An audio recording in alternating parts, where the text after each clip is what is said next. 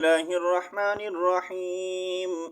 ياسين والقرآن الحكيم، إنك لمن المرسلين على صراط مستقيم.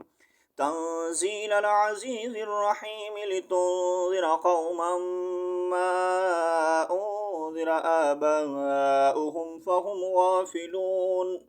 لقد حق القول على أكثرهم فهم لا يؤمنون.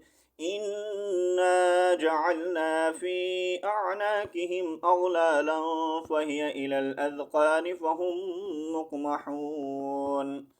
وجعلنا من بين أيديهم سدا ومن خلفهم سدا فأغشيناهم فهم لا يبصرون.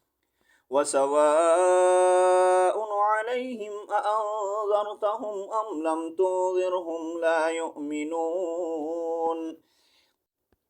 إنما تنذر من اتبع الذكر وخشي الرحمن بالغيب، فبشره بمغفرة وأجر كريم. إنا نحن نحيي الموتى ونكتب ما قدموا وآثارهم، وكل شيء أحصيناه في إمام مبين.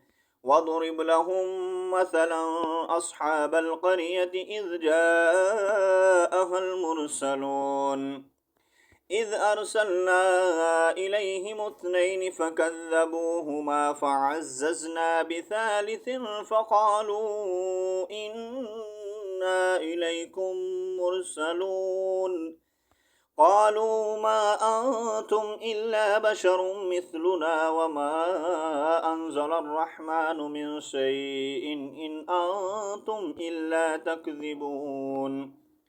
قالوا ربنا يعلم إنا إليكم لمرسلون وما علينا إلا البلاغ المبين. قالوا إنا تطيرنا بكم لئن لم تنتهوا لنرجمنكم وليمسنكم منا عذاب أليم.